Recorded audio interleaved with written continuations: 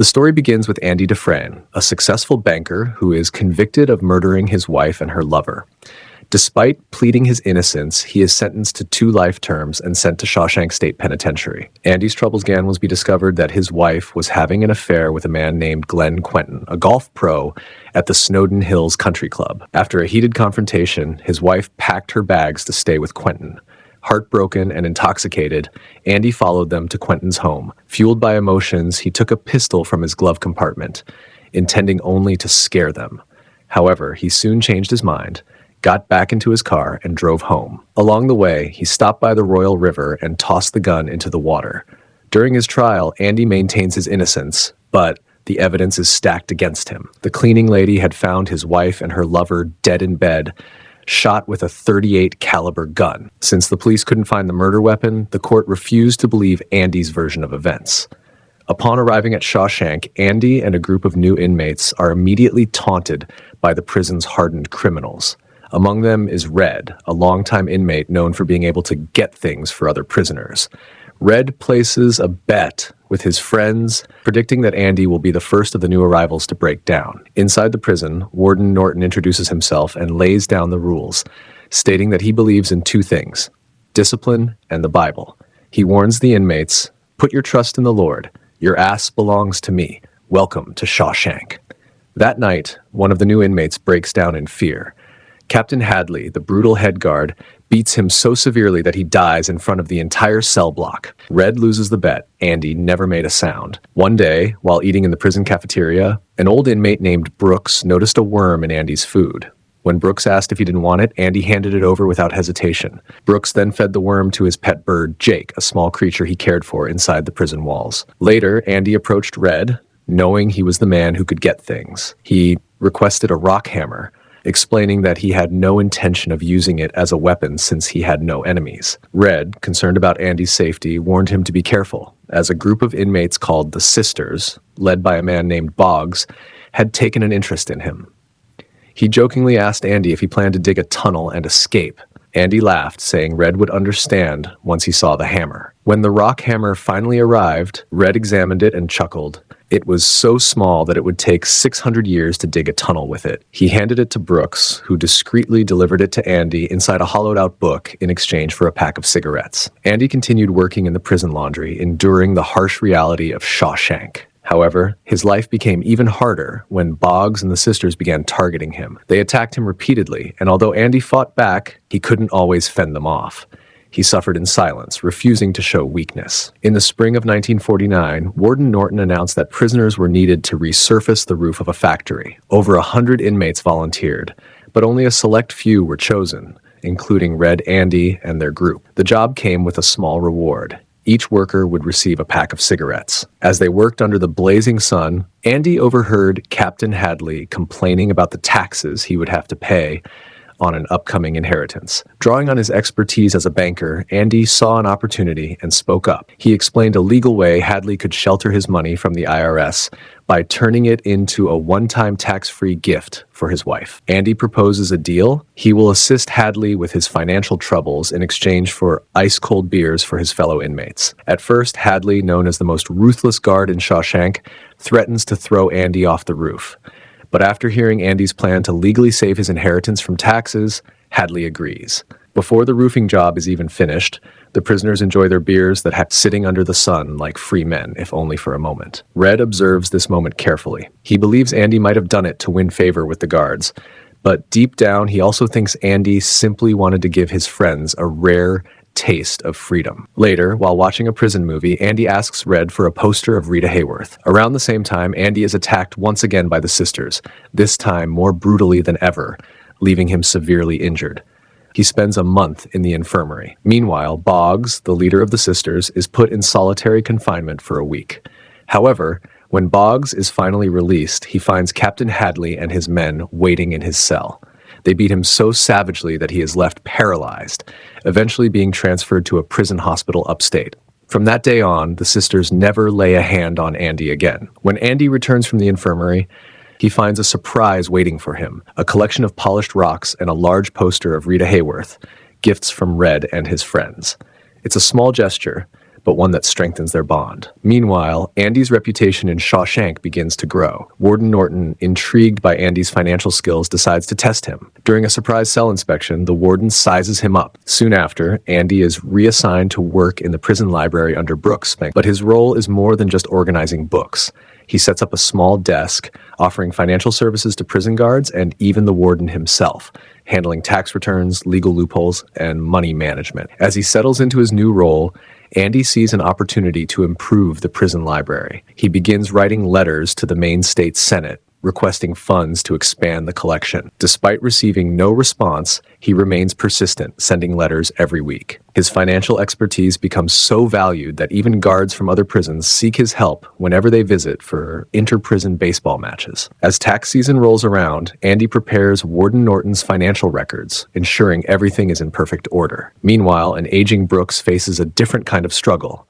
He has been granted parole. Terrified of the outside world, Brooks takes desperate measures, threatening to kill a fellow inmate, Haywood, just to stay inside Shawshank. Andy manages to calm Brooks down, preventing him from harming Haywood. Eventually, Brooks is paroled, but what should be a fresh start turns into a nightmare. He is placed in a halfway house, struggling to adjust to life outside Shawshank. The freedom he once dreamed of now feels suffocating. The world has changed too much, and he feels like a ghost in a place he no longer belongs.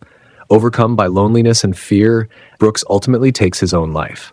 When the inmates hear about Brooks' fate, some call him crazy, unable to understand why he would throw away his chance at freedom. But Red, who has spent decades inside Shawshank, explains it perfectly. Brooks had become institutionalized. Prison wasn't just a place for him, it was his whole world. The outside, with all its unfamiliarity, was more terrifying than a cell. Red reflects, these walls are funny. First, you hate them. Then, you get used to them. Enough time passes, you depend on them. Meanwhile, Andy's persistence in writing letters to the state senate finally pays off. After 6 years, he receives a response, a $200 grant, along with a shipment of old books and phonograph records. While the state likely hopes this will put an end to his letter-writing campaign, Andy has other plans. Instead of stopping, he doubles down, sending even more letters. One day, while sorting through the newly donated records in the warden's office, Andy comes across a copy of Mozart's The Marriage of Figaro.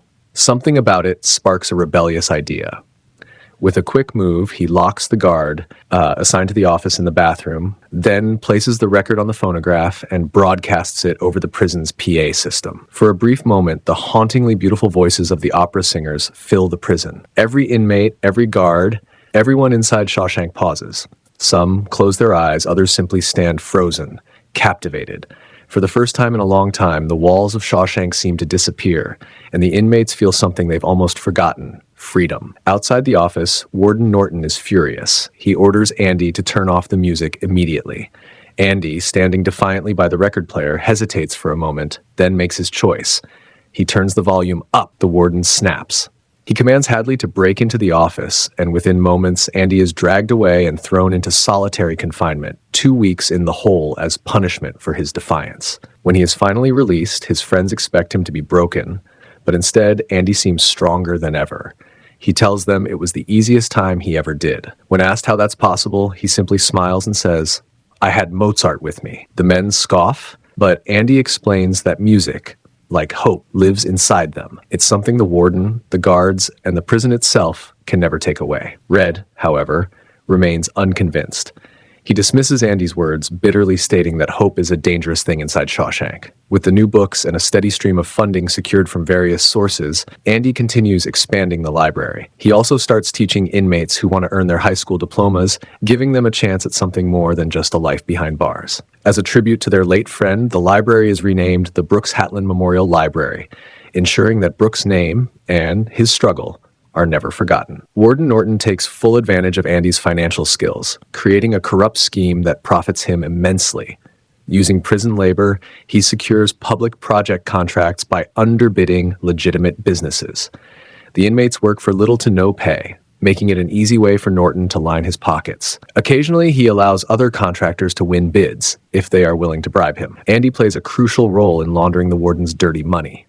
Over time, he secretly sets up numerous bank accounts and investments under a fake identity, Randall Stevens. He confides in Red about this alias, joking that prison is where he truly learned how to be a criminal. In 1965, A young inmate named Tommy arrives at Shawshank. Unlike many others, he's full of energy and quick-witted, though his past is riddled with petty crimes. Andy takes an interest in him, encouraging him to turn his life around. He convinces Tommy to work toward earning his high school equivalency diploma. While Tommy makes progress, he gets frustrated during the exam, crumpling his test and throwing it away. Andy, refusing to let him give up, retrieves it and sends it in. One day, while chatting with Red, Tommy learns about Andy's conviction. His reaction is unexpected. He looks disturbed. He then reveals something shocking. In another prison, he had a cellmate who boasted about committing a double murder, the exact crime Andy was accused of. The victim was a professional golfer and his lover was killed alongside him. The woman's husband, a banker, was wrongfully convicted for the crime. Andy is overwhelmed with hope.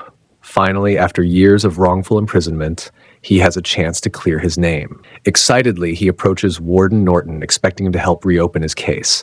But instead of support, Andy is met with cold resistance. Norton, realizing that Andy's release could expose his financial crimes, refuses to help. Andy, desperate, assures Norton that he would never reveal the money laundering operation. But the warden doesn't care. Enraged, he punishes Andy with a month in solitary confinement. Meanwhile, Norton takes a more sinister step to ensure his secrets stay buried. He calls Tommy to a private meeting and asks if he would be willing to testify on Andy's behalf. Tommy, eager to help his friend, agrees immediately. That very night, Norton orders Captain Hadley to execute Tommy. The young inmate is shot dead in the prison yard under the false claim that he was trying to escape. When Norton later visits Andy in solitary, he coldly delivers the news. Tommy is dead. Andy is devastated. Furious, he tells Norton that he will no longer cooperate with his financial schemes. But the warden has the final word.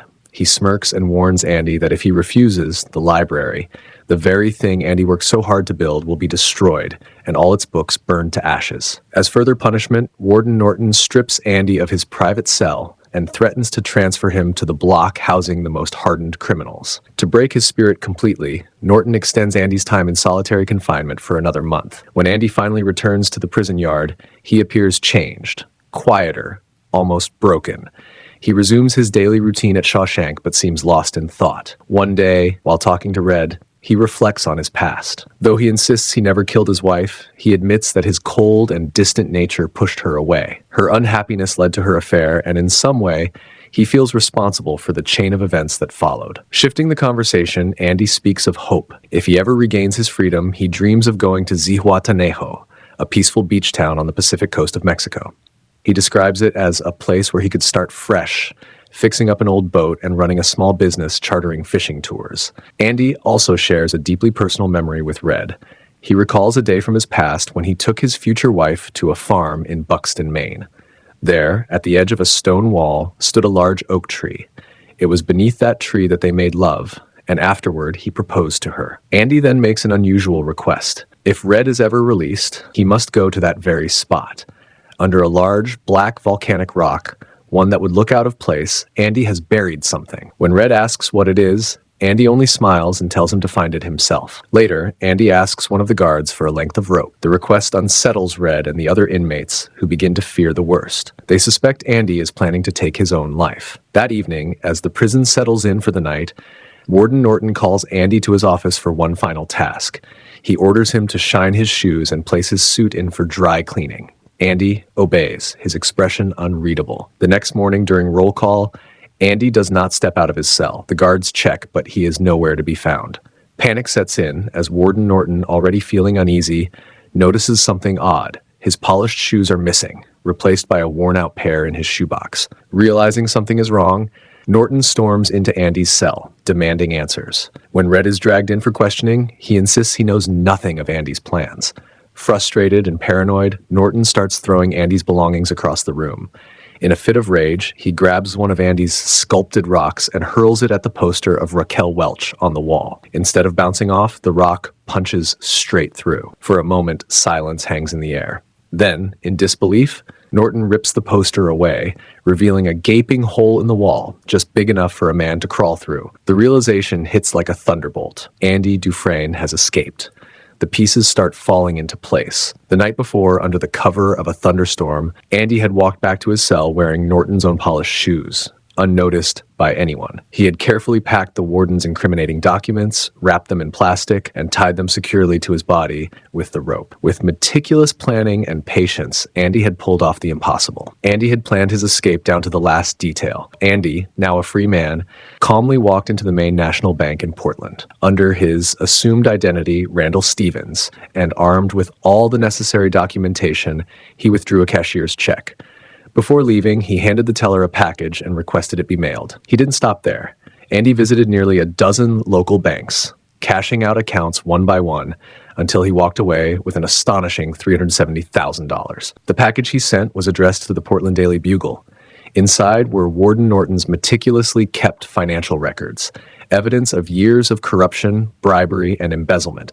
The fallout was swift. Soon after, the police raided Shawshank Prison. Captain Hadley, the warden's enforcer, was arrested for murder. Red later recalled how Hadley was dragged away, crying like a little girl. As chaos unfolded, Warden Norton retreated to his office, locking the door behind him. He finally opened his safe, one he hadn't checked since Andy's escape, expecting to find his carefully hidden financial ledgers. Instead, he found a Bible. His hands trembled as he flipped through the pages. When he reached the book of Exodus, his eyes widened in horror. The pages had been carefully cut out, creating a hollow space in the exact shape of Andy's rock hammer. Realization crashed over him like a tidal wave. Outside, the police pounded on his door. Norton slowly walked back to his desk, opened a drawer, and pulled out a small revolver. Red later wondered what must have been going through the warden's mind in those final moments. Perhaps regret, fear, or even a bitter admiration for the man who had outwitted him. Before the officers could break in, Norton made his final decision. A single gunshot rang through Shawshank Prison. Not long after Andy's escape, Red receives a postcard from Fort Hancock, Texas. There are no words, just a blank card with a postmark. But Red understands the message. Andy made it. He had reached Mexico and found his freedom. At Shawshank, Red and his friends often talk about Andy, reminiscing about his incredible escape. Yet, deep down, Red misses his friend. Years pass, and Red faces another parole hearing in 1967. This time, he doesn't try to impress the board. He tells them that rehabilitation is just a fancy word and that he truly regrets the choices of his past. Unlike his previous hearings where he put on an act, this time he speaks from the heart. His parole is finally granted. Red is released into the same world that once terrified Brooks. He takes a job at a grocery store and is assigned to live in the same halfway house room where Brooks had stayed before meeting his tragic end. Life outside isn't easy. Red often feels lost, suffocated by routine and loneliness. He passes by a pawn shop every day, staring at the items in the window. Guns and compasses. A dark thought lingers in his mind. Maybe he should break parole and go back to Shawshank. After all, prison is the only home he has ever known. But then, he remembers the promise he made to Andy. With a compass he buys from the pawn shop, Red sets out on a journey following Andy's instructions. He hitchhikes to Buxton, Maine, and after searching for hours, he finds it. The stone wall Andy described so long ago. There, under a black volcanic rock that looks out of place, he discovers a small box. Inside, he finds a thick stack of cash and a letter from Andy. The letter is simple, but full of hope. Andy tells Red that he needs a man who can get things for a special project of his.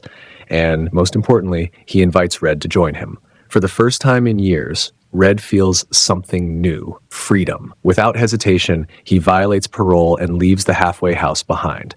He knows no one will waste time chasing after an old ex-con. With nothing but faith in his friend's words, he boards a bus to Fort Hancock, Texas, then crosses into Mexico. And there, on a sunlit beach in Zihuatanejo, Red finally sees him, Andy Dufresne. His friend is waiting for him, just as he promised. As Red walks toward him, the endless blue of the Pacific stretches beyond the horizon. And for the first time in his life, Red truly believes in hope.